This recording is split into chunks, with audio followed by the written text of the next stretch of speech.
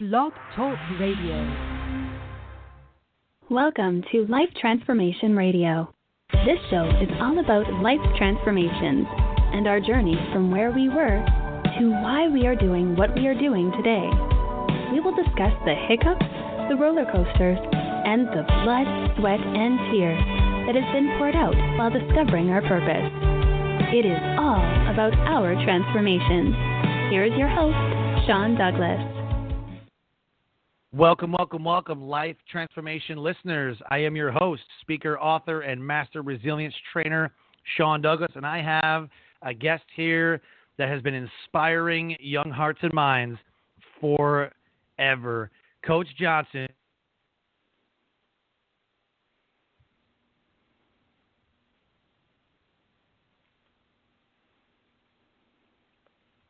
Are you there, Coach? You went blank. Now I can hear you. Okay. How?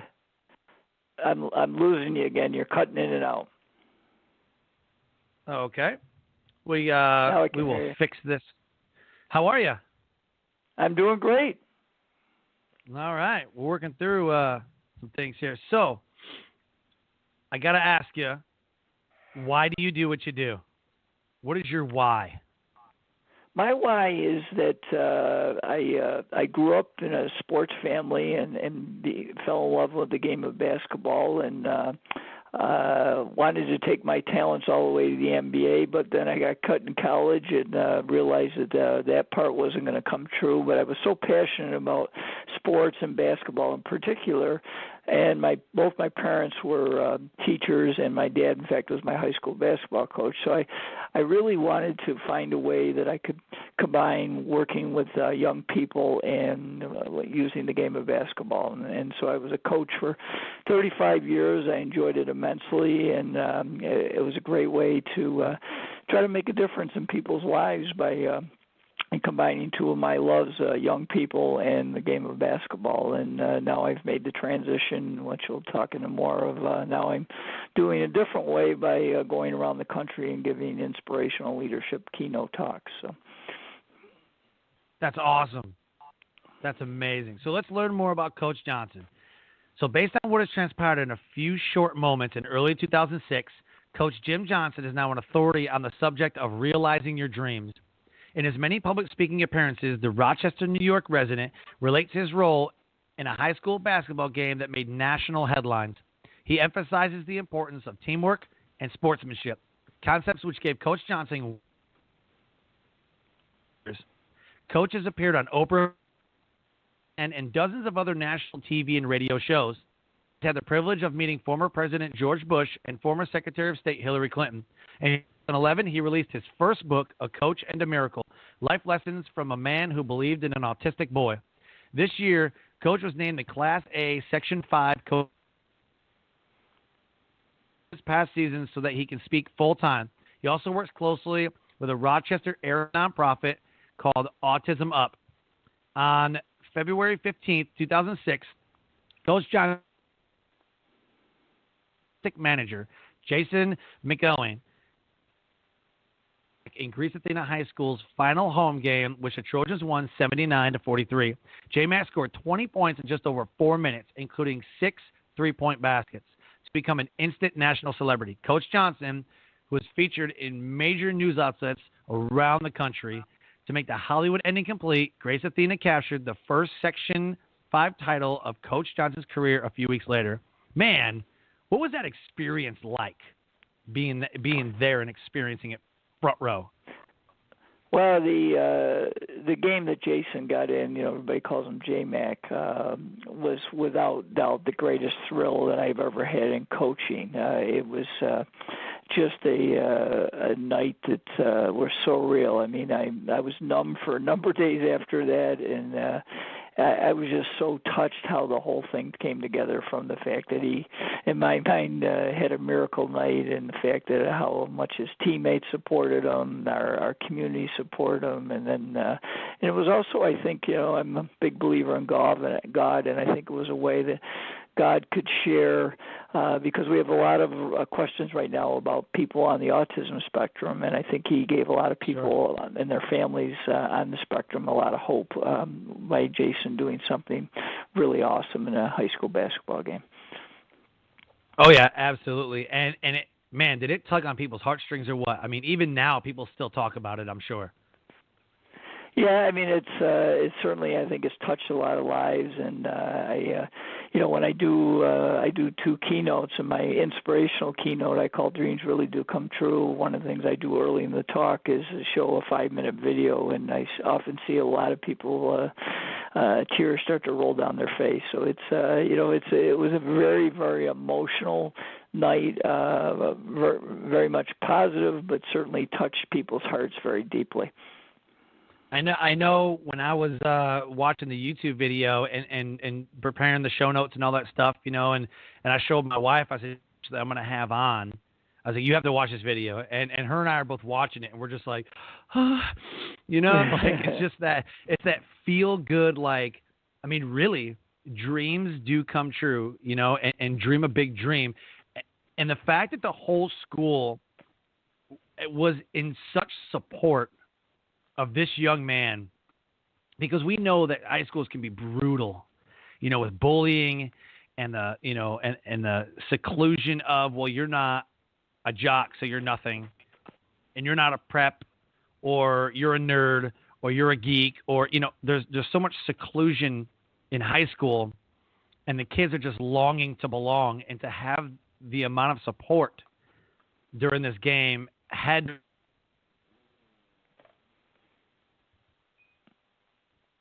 What do you think? Yeah, I actually cut out just towards the end. That's why I wasn't sure when you ended. Oh, yeah. So yeah. It had to have been monumental. Yeah, it was.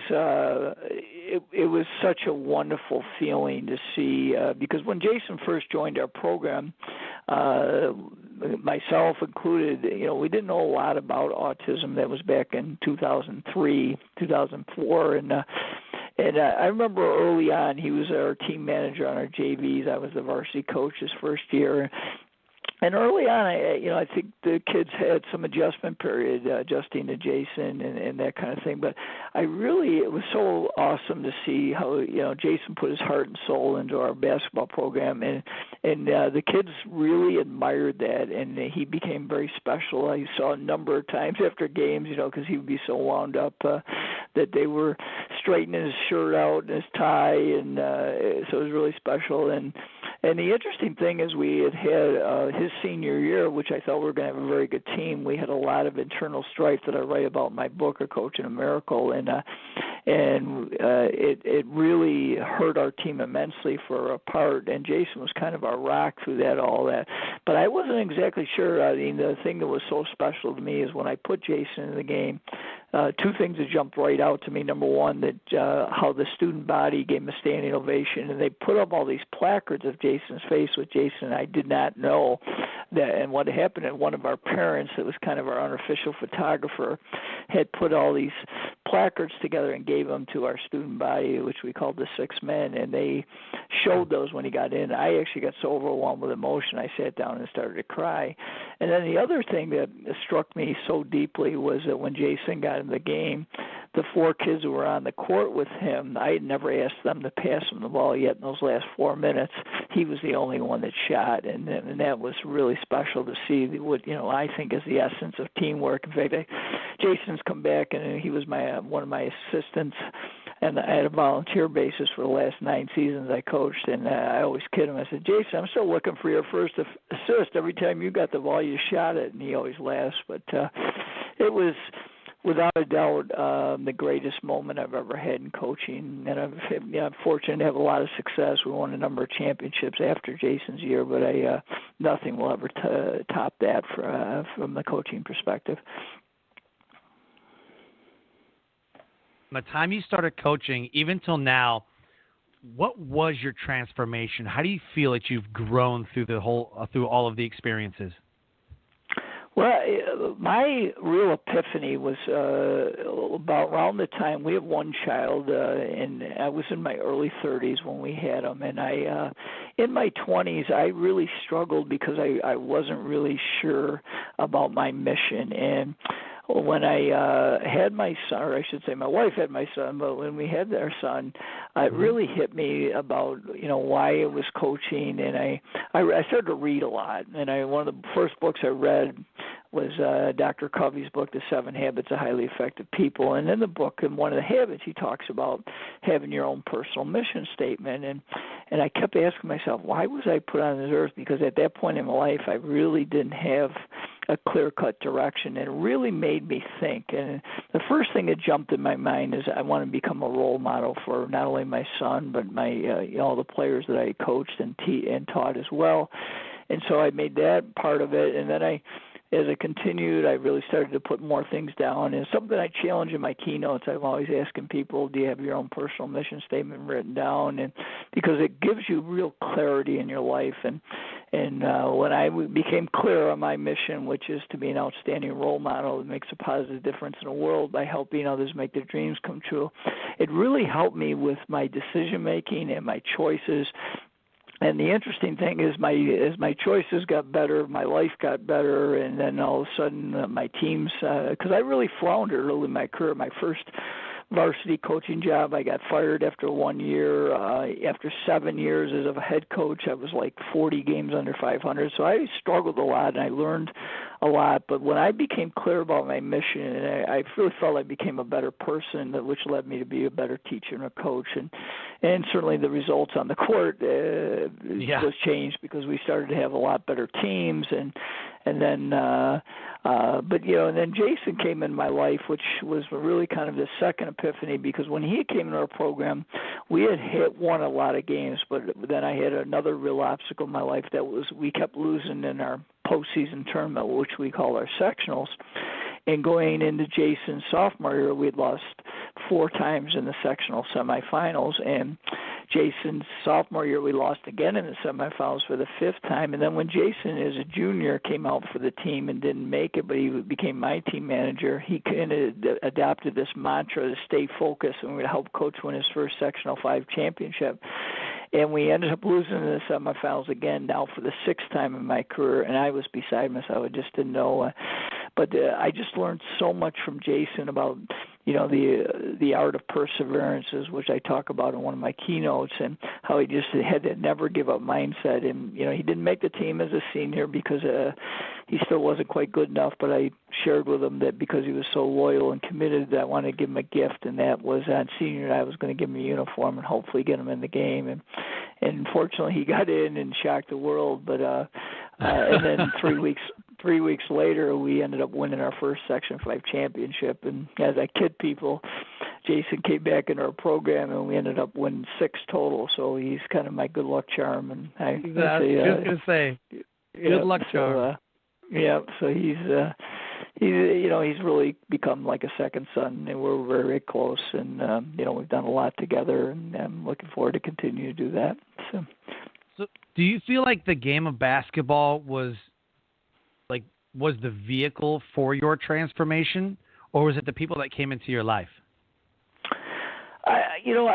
Basketball was something I was very passionate about, but I think my transformation was created by the people in my life and the resources of really trying to feed my mind, between talking to people I respected, to reading a lot of books, to, I've turned my car into a library on wheels. I always listen to, some kind of educational, inspirational CD in my car. So when I started to feed my mind and really, find out what highly successful people are doing consistently, that was my major transformation. And as I said, I think the core of that was when I really became clear about my own personal mission statement, the why. And once I got that clear, it really started to pave a road to success for me. Yeah, so it sounds like change your mind, you change your life, or change your mindset, change your life.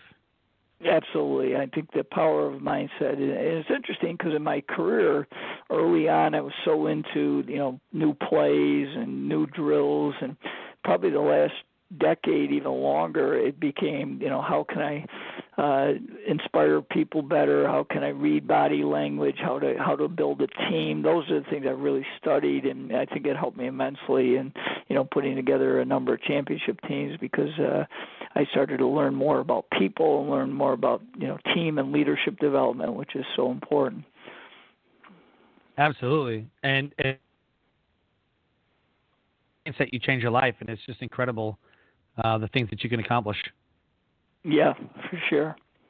So, what was the best part of the transformation?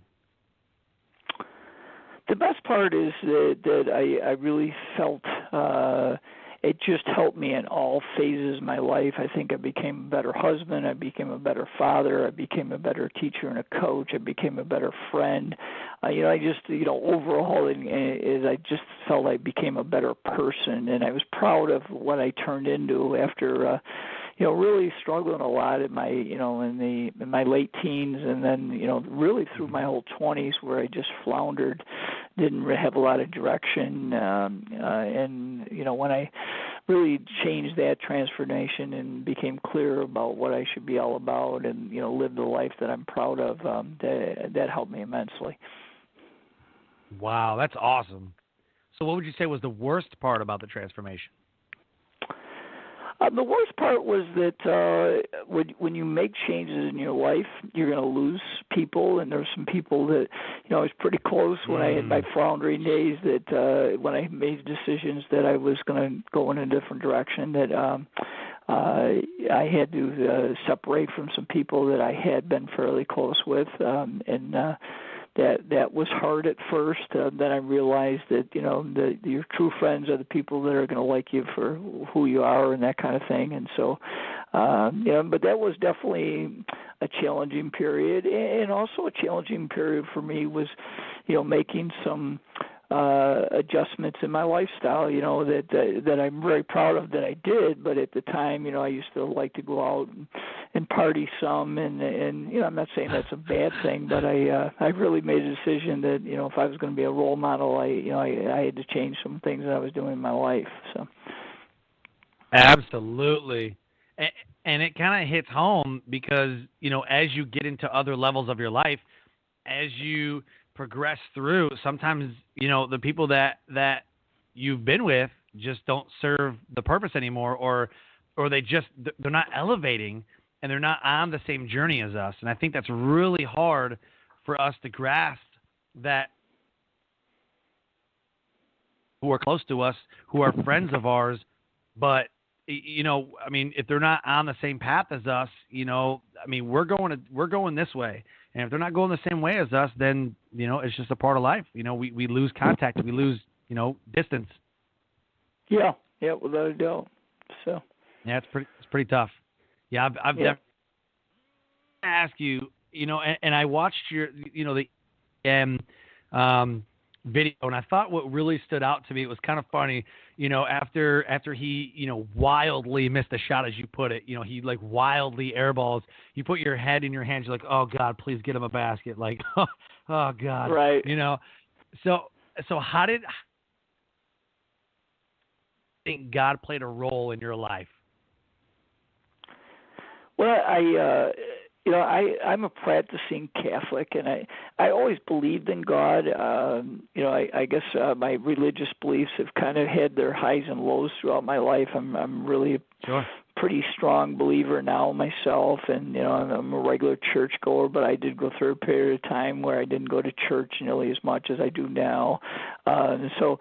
But I think that came together again with when I decided what my personal mission, that I did really strongly strengthen my faith in God, and I started to learn more about belief, and I like part of my daily routine is I go to my knees every single morning and say a prayer between 5 and 10 minutes, and it's something I'm very faithful with. At one time in my life I was not. I believe in God really through my whole life, but certainly had periods in my life where that my faith was not really as strong as it is now. So sure. Yep, I've definitely been there. Definitely. So I'm curious too, at that moment, right, when he misses and then, the transition back down the court, was there chatter on the bench? I mean, was there like, oh my gosh, like this is going to turn out bad? Or were they still, no matter what, were they? Well, that was a good question. I will say that when Jason entered the game, I got really overwhelmed with emotion on how they greeted him. So I actually, I don't usually sit down, but I sat down and tears started to roll down my face. So I really did not. I was not that aware of his teammates on the bench as far as when I went through it for during the game. I was just more into number one. I just couldn't believe the reception, or the fact is, when he missed his first shot, I was really thinking, oh God, please, we just got to help him get one basket. Make a good memory for him. And so then when he started making the shots, of course, the place was going crazier and crazier. And I kind of was on the other side of it. I was crying harder and harder. And then and I didn't realize. Like, no way. I mean, the place was just in pure bedlam. But I didn't really realize how much his teammates on the bench were into it until I watched the video the next day. And I was so proud to see how they were jumping in and screaming, because I guess I was just in my own little world for those 4 minutes where I didn't realize too much around me until the next day when I watched the video. I was like, wow, this is awesome how they responded to every basket he made. It was really special. Absolutely. So Life Transformation Radio, this is with Coach Johnson, Dreams Really Do Come True. This is the title of the episode. If you want to ask Coach Johnson a question, you can call in at the number 657-383-1109. Again, that number is 657-383-1109. So throughout everything, throughout coaching, through transitioning through it all, who has been your biggest influencer? Well, I have a few. My mom and dad were certainly great influences growing up. I mean, they were great models for me, and they loved me dearly. They're both, fortunately, they're still alive, and I've been very fortunate to have them in my life. My wife was certainly a great influence. She really helped me through, my trying 20s when I really struggled. And stuck with me through my highs and lows there, and then I guess from the outside, because I ended up doing a lot of reading, listening to a lot of CDs and tapes and all that, and so John Wooden, from a coaching perspective, the famous UCLA coach, I started to follow his career a lot and admired not only him as a coach, but more importantly as a person. And then when I really got into my own personal growth, I've listened to a lot of people like Zig Ziglar and Tony Robbins, but the guy that probably is the most influence was a guy named Jim Rohn that passed away in 2009. I've listened to more Jim Rohn than I think any person as far as like personal growth, and he just hit me between the eyes with a lot of little simple things in life that it got me to think and act on some things that have helped me immensely. So that's awesome. Man. So I guess the other question is so who do you think was your biggest, like if you had to nail it down, who would be your biggest supporter? Well, I kept you going. I mean, it was nonstop. Yeah, my biggest supporter would be my parents and my wife, no question about it. Okay. I mean, I have some really good friends in the coaching world that have supported me, but no question that my wife and my parents have been my greatest supporters. That's awesome. Man, yeah, like when I joined the military, it was like I had family that was in there, and it was like, okay, you guys are the subject matter experts, like you got to help me, like you're already doing it, and even then, even as they transitioned out, I had a brother-in-law who was a Marine, and I looked up to him through everything he was doing, and after his time was done, it was like, okay, well, here I go, but I still always had these little questions like, what about this? What about this? So it was nice to have those people around me, because you never know, who is in your circle, who's going to elevate you past that roadblock, past that obstacle, you know. Right. And so I tell everybody, you know, build your personal board of directors. If every single CEO attends board meetings for their company, or at least a CFO or some executive president, you know, they have board meetings to talk about last quarter growth, this quarter growth, last quarter sales, this quarter sales.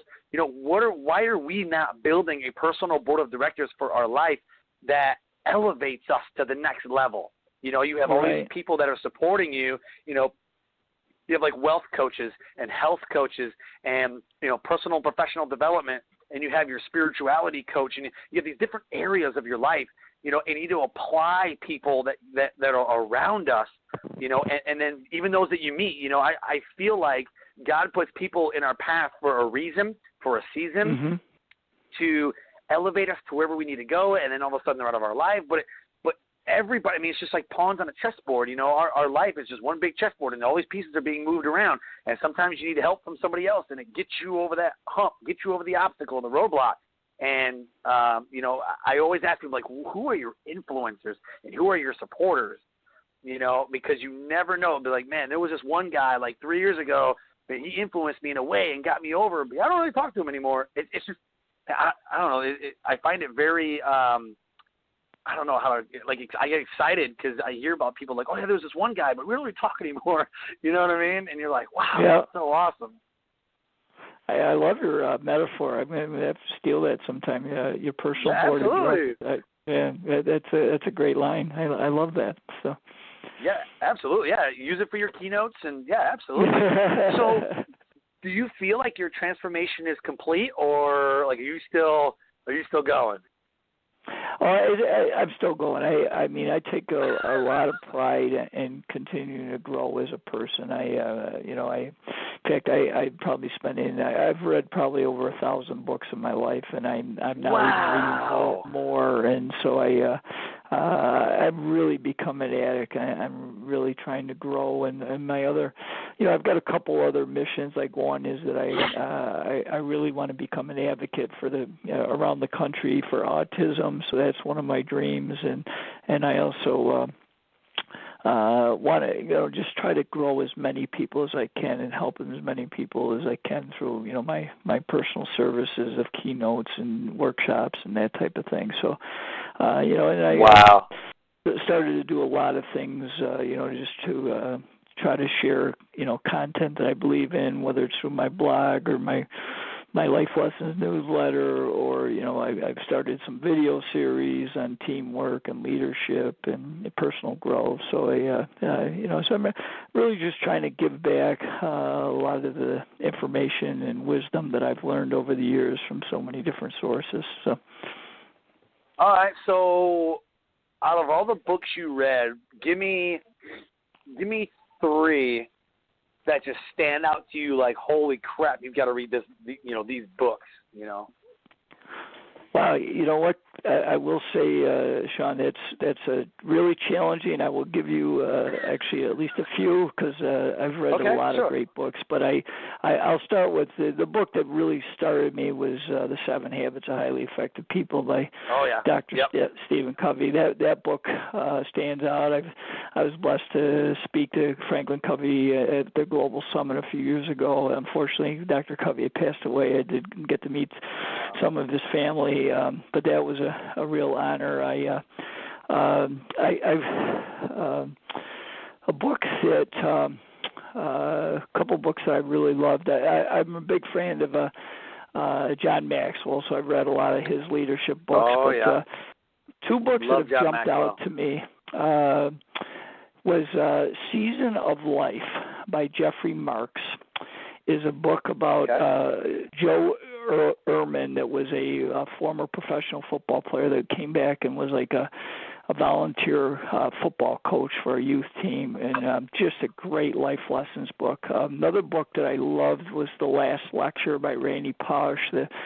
He was on Oprah. He was a teacher at Carnegie Mellon, and he ended up having cancer and ended up passing away. But he wrote a book just before he died that was extremely powerful that I've read, you know, a bunch of times, and every time I get something new out of it. I'm big on the chicken soup for the soul books. We actually got in our story got in the chicken soup for the soul for Inside Basketball, and so I read a number of those. And one of the best coaching books I've ever read, because I've read a lot of basketball coaching books, was Dean Smith's book on the 12 leadership principles of Dean Smith. I thought that was a really powerful book. I could see why he was so successful. He was great at building relationships, and so I've read quite a few of the books that were written on John Wooden, being a big fan, and then I guess a couple of other quick ones because I'm huge on leadership. I read a ton of leadership books. Is Donald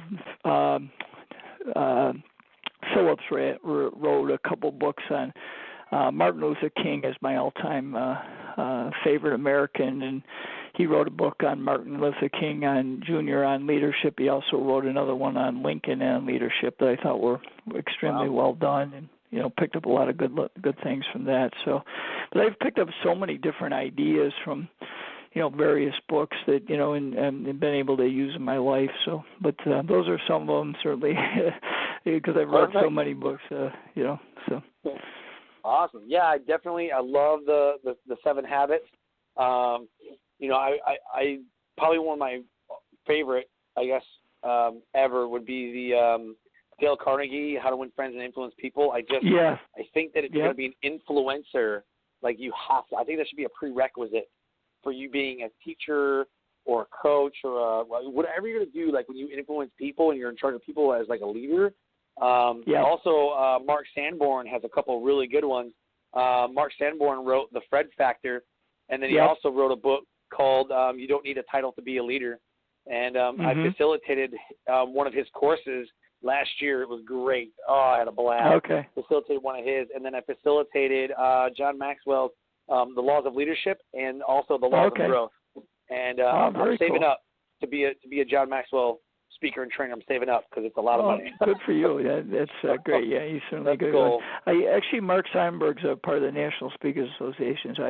I'm a Facebook friend of his. I've seen him at some of the conferences. I've actually never gotten a chance to talk to him, but I know his Fred Factor book is a great book. So. Yeah.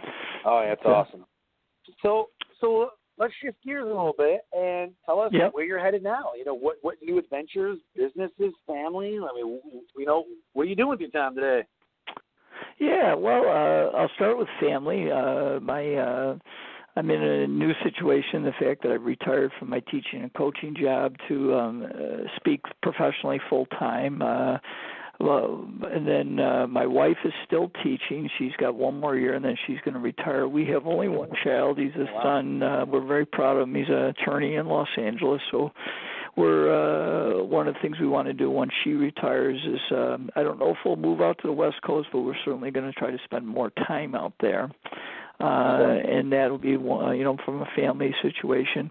From my professional, I've made the transition to, speak full time. I do 2 keynotes. I do an inspirational keynote called Dreams Really Do Come True, which I talk about 6 keys and share a lot about the JMac story. And then I also do another keynote called Leadership Lessons from Half Court, which I talk about 7 keys to be an effective leader. I've done workshops on both of those. I've also done a lot of workshops for students on goal setting because I spent a lot of time studying that and working with my teams over the years. Awesome. Because Jason is autistic, I've partnered with a local organization called Autism Up. It was started by 4 or 5 mothers that all had children on the spectrum, and we actually did a fundraiser from last year that we raised $25,000 for them. And one of the dreams I want to do is I really want to give back to families and people on the autistic spectrum. So as I said earlier, one of my dreams is to be an advocate for autism all over the country.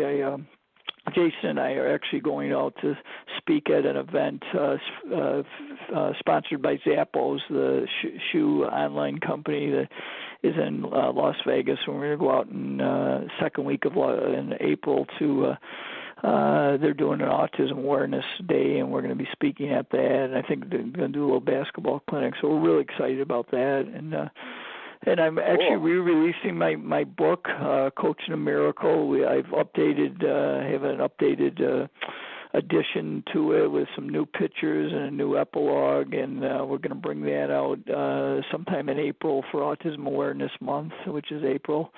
And then I'm getting people to ask me to write a leadership book, so that may be a project I'm going to take on. And then my own personal, I'm really big into my own health and wellness, and I picked up a later sport. I actually picked up the game of tennis in my late 40s, and now I'm a very avid tennis player, decent tennis player, certainly not great, but I really enjoyed staying competitive in something that I didn't really play as a kid. So I got a lot of things going, but I'm really excited about the direction. I've had a lot of people ask me, am I going to get back into coaching? And I certainly am not going to shut that door. That could be if it was the right situation. But I'm really enjoying what I'm doing right now, and I'm looking forward to. But bottom line is I really want to live my mission and be a great role model and really try to give back and help make this world a better place for everybody. So perfect. Amazing. So with that said, if you had to go back, would you change anything? It's always a challenging question because there's certainly things that in hindsight you would say you changed. Right. I certainly, I was very big into basketball as a high school player, and I was a pretty good player. I wasn't great. I think I thought I was better than I was, but one thing I would have done is I got humbled and didn't make the team in college, and that was one regret that I didn't stay with it and really continue to work and try to make the team. I really went another path, so that was something I regretted, and I would say that I'm disappointed on how I lived the decade of my 20s. I really was directionless. But I will say that with one stipulation, and that is I think that God really puts different things in your life for a reason, and I think it's helped me become a much better person because of some of the trials and tribulations and the pains that I went through with some of those things. So overall, yes, there's always things I think you would rather have done or changed, but at the other side, I think they're all valuable lessons, and if you attack them that way, I think it helps you continue to move forward in your life. Yeah, absolutely. Yeah, I couldn't agree more. I look back at the things that I've done as joining the military and getting a drinking problem and becoming an alcoholic, and then being a suicide survivor, and then using my story to inspire other people to overcome addiction, overcome adversity, and overcome those obstacles that come in our life, and how to develop skills to overcome those self-defeating behaviors. And I just it's hard for me to say, yeah, definitely, man, I wish I wouldn't have gone through that horrible tragedy, but it shaped my life, It gave me a purpose. Everything that I always believe that everything that we're going through is preparing us for what we're going to do or where we're going to, so it's hard for me to say, man, this sucks. Like, I wish I wouldn't have done that, or oh man, I wish I could have done that differently. Like, if I knew J-Mac was going to do that, I would just put him in the whole game. You don't know if really that's what would have happened, or But it's almost like those perfect moments. Like, man, I don't want to mess with it because it was so perfect. Like, you know what I mean? That's how we remember it. And if we change it, it's absolutely. Like, man, does it take the luster away? Does it? Yeah. I think what we regret the most sometimes is emotional stuff, like, I hurt this person for no reason, and I was a terrible person. Like in my early 20s, I was rude to everybody. I thought that, like, I was the best there was. I was the greatest thing since sliced bread, and come to find out I wasn't. So I found out very quickly when I joined the Air Force that, you're nothing because other people have been doing this longer. So, right. But yeah, I think a lot of the emotional regret, is what comes up when we think, man, I ruined that relationship, and so that's my take on it. Yep. Long story short. Well said, for sure. Yeah. So we talked about the books earlier. What do you think was the best? So with no one's help, I'm going to change this up a little bit. So with no one's help, it's just something that you may have stumbled on or something that you're like, I know this works, so I'll use it every time. But what do you think was the best resource that you found during this journey? Well, I'll answer it with two ways. I think one is that you certainly have to learn from your experience, both positive and negative. And I think when you get things that are positive, you got to do more of it. It's as simple as it sounds. Sometimes we don't, and certainly the negative things you got to learn from, and how can I make changes and adjustments. So I think that's very important. Secondly, for life in general, I learned a lot by observing the parents of the players I coached. And I learned a lot of good parenting skills, and I learned some things I really thought were bad. And I think that helped me immensely as a parent, and I think it helped me also a lot as a coach in understanding with how different players were handling, some had great loving situations at home and some did not. And so I learned a lot from observing, my players and their families and that kind of thing. So that was a really helpful thing to observe that and then figure out what was best for me and, what would work for me. Perfect. That's awesome. So let's flip it on its head and say, who gave you the best resource that you used during your journey, and what was it? Who gave me the best resource? You know what? I would say it would be a combination. One is that I had a coaching friend who was a little bit older than me that challenged me with some different things. Like, for example, he asked me, do you want to be a role model for your team? I said, of course. He said, well, why don't you tell your team this year that you're not going to drink alcohol during the season? And I had never done that before, and that was a really big turning point to be able to take that challenge, embrace it, and actually work with it. And then the other thing is just when I got into personal growth is by reading and then, really seeking out, to get advice for different things and really trying to study what the top people did. I remember one of the coaches, I took over for a small school in about 30 minutes from my home in my late 20s, and we did okay. I was there for 2 years, and I really enjoyed it there, but I got an opportunity to come back to my hometown, so I couldn't turn that down. But it was interesting was the fact that when I was in that situation is that I learned a lot about, passion, because the small town is just really neat how they're all behind the school. Because I came from a big town where that wasn't as our high school was one of four, in my town. So there's a lot of not pure allegiance like there was when I was in this small town where everything was around the school, and so there was a lot of great learning experiences. It helped me immensely, as a person, in my journey. So awesome, love it. So here's your moment, Coach. Shameless plug. You can plug a friend, a quote, websites, Facebook, a movie, McDonald's. Here's your moment. Shameless plug. Go.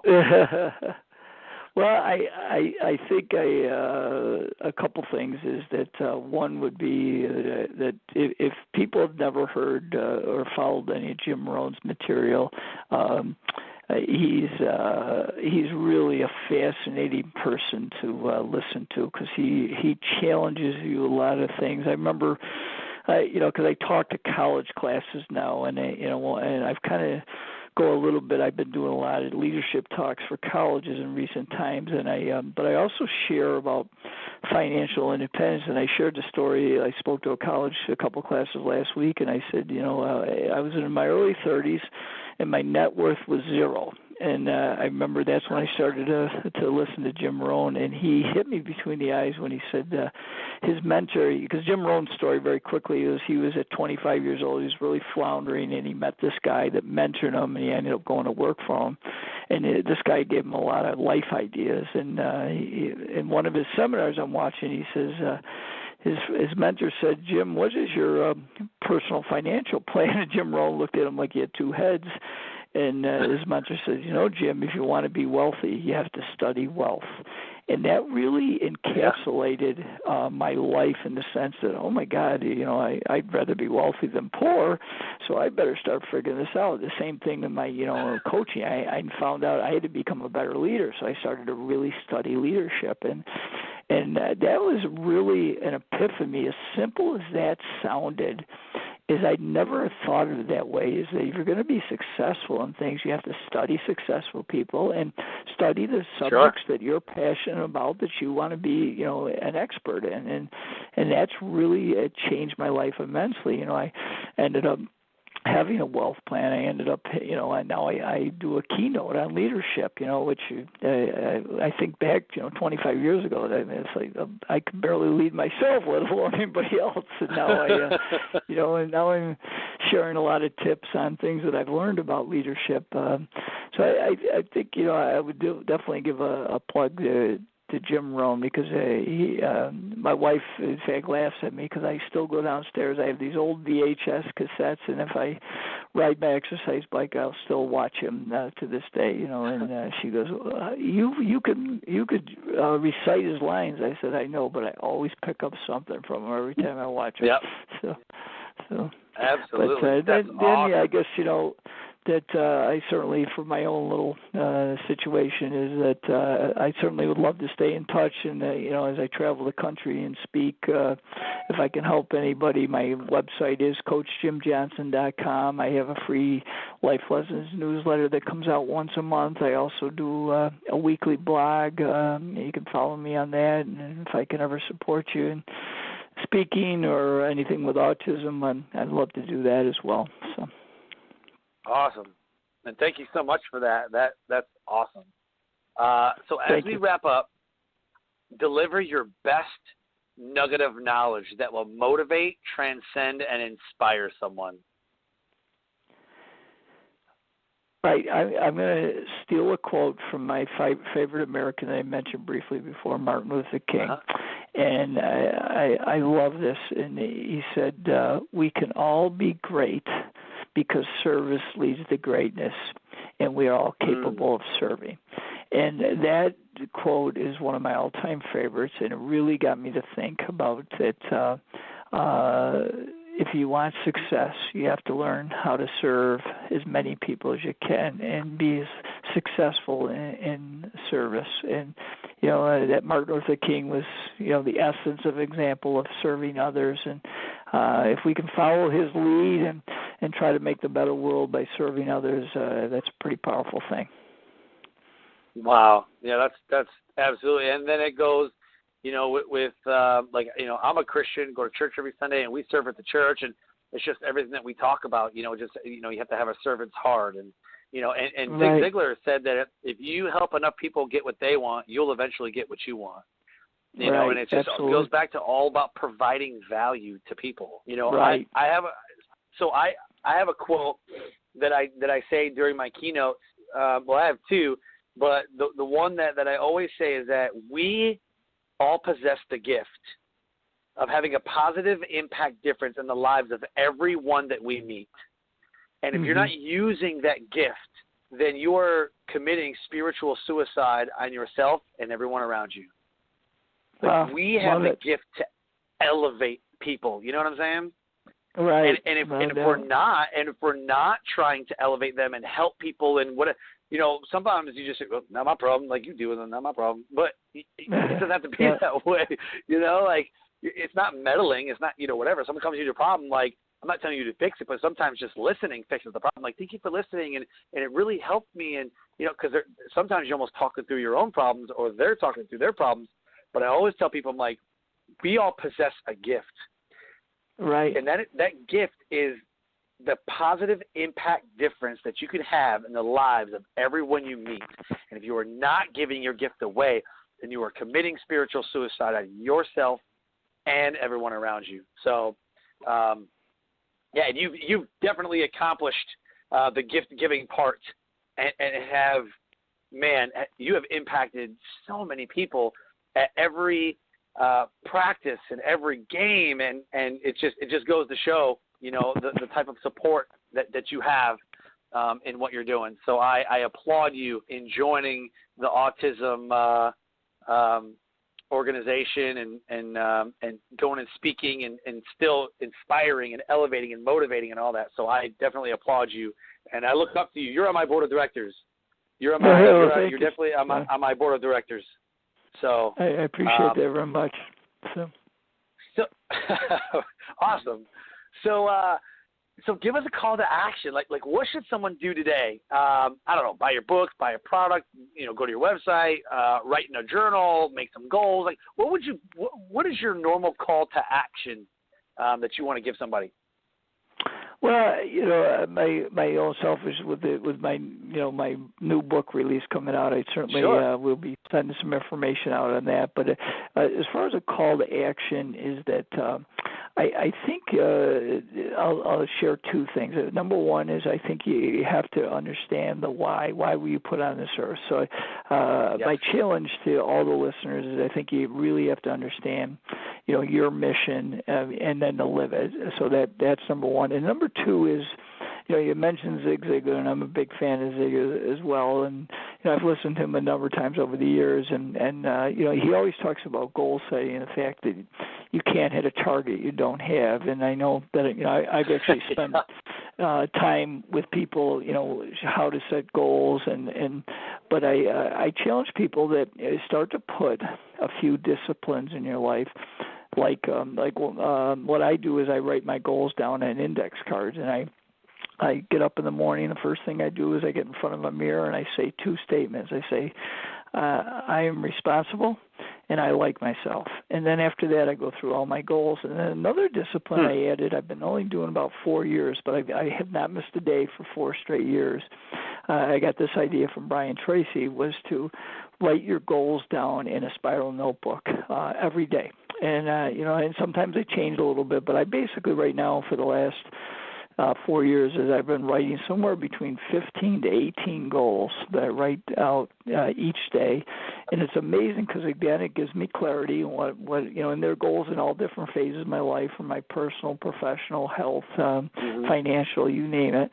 And then, so I'm clear about what I want. And the other thing is it's just like a little discipline that I have to do on a daily basis. And then one bonus tip I'll give that I didn't do for a long time. As I mentioned, I've read a number of books, and I started to read a lot about, that you should take time to meditate or just sit quietly. And I could never understand that, and I never did it for many, many years. And I just started doing it the last couple of years. And I'm amazed on the power. I have a goal now every day, and I don't make it every day, but I'm making a majority of the days. Is I got to sit just quietly. I do a little breathing exercise, and I do a couple affirmations, and I do some visualization. But I really try to sit quietly for 10 minutes. And I'll tell you, when I first started doing it, I was amazed at how hard it is just to sit quietly for 10 minutes. But again, it's just like a little discipline that you can add to your life, and it's amazing how clear your mind gets when you just try to sit, and just clear everything away from, your everyday grind of what you're doing. So. Yeah, absolutely. I teach mindfulness as a resilience trainer. One of the skills that I teach is a mindfulness, and I go through, breathe in, breathe out. What are you feeling right now? The different techniques, like see, hear, and feel. What am I feeling? What am I hearing? And if you're in a classroom, I'm like, well, I can hear the lights buzzing, But what I think is great about it is that, when I first started, I got the attention span of a goldfish. It's just like, I'm sitting here, I'm like, all right, I'm done. I'm bored. Okay, I'm done. This doesn't help. This doesn't help. But as you develop the skill and as you do it and as you apply it according to your personality rather than how everybody else does it, you can sit there quietly but still think. My mind goes a million miles a minute. I'll stop what I'm doing, shoot myself a text message because I had a thought. I had an idea. I'm like, ooh, I got to write this down. And so I either have a memo or I'll, like, shoot myself a text message or something, you know. Well, my wife will get text messages like, hey, it's this. She goes, what are you talking about? I'm like, never mind. You know, it's just I have all these thoughts. So mindfulness was actually something that I struggled with a lot. And then as I did it more and more and more, I actually, that's one of my rituals in the morning is as I wake up, I sit down in my bed and I just breathe. You know, in and out. I'm just breathing, but I'm focusing. What I'm doing is I'm breathing, I'm centering myself, but I'm literally going through what I think my day is going to look like. I'm in the car. I'm driving to work. I get to work. This is what I'm doing. I'm negotiating to speak at this conference. I'm, you know, whatever it is I think I'm going to do that day, I'm going through it so that when I do go through it or when it ends up happening, I've already kind of been there in my mind, and I already know what to expect, and it's not like a surprise, or it's not like, I don't know. Tony Robbins calls it priming. You know, he's priming himself to expect blessings to come his way and to expect things, you know what I mean? So, yeah, I'm right with you. The mindfulness thing, I was like, this sucks. This is stupid. Why would I ever do this? You know, but as you do it, you know, you tailor it to fit you. You know what I mean? Not you to fit the mindfulness. You know, you tailor it to fit you. So absolutely. It's all about growing. If we're not growing, we're dying, right? Without a doubt. Yeah, absolutely. So, you know, like I said, if we're not growing, then, you know, we're just stuck. So, yeah. Right. Absolutely. I cannot thank you enough for your time, Coach. This has been amazing. I wrote down the books. Definitely gonna blast that out so you know everybody can and you know and know more about what you're doing and get in touch with you if they need to get in touch with you. So definitely thank you so much for your time. Oh, my pleasure. It was great, and I look forward to staying in touch with you, Sean. You're doing some wonderful things, and I appreciate it very much. So I'm glad I could. Absolutely, do it would love to stay in touch. Yeah, absolutely. Glad I could do this with you as well. Yeah. So, Life Transformation Radio, this is another episode here with Coach Johnson. We learned that dreams really do come true, and it's all about personal development, believing in yourself, affirmations, and just taking that very first step, whatever that step is, just take that step and get that personal development going. So we are here every Wednesday, live, 5:30 Eastern. Tune in. blogtalkradio.com. This has been another episode of Life Transformation Radio. And as we say here, live your brand. Find opportunities to live out your values that you hold dear to your heart. We call it living your brand. Have a good night.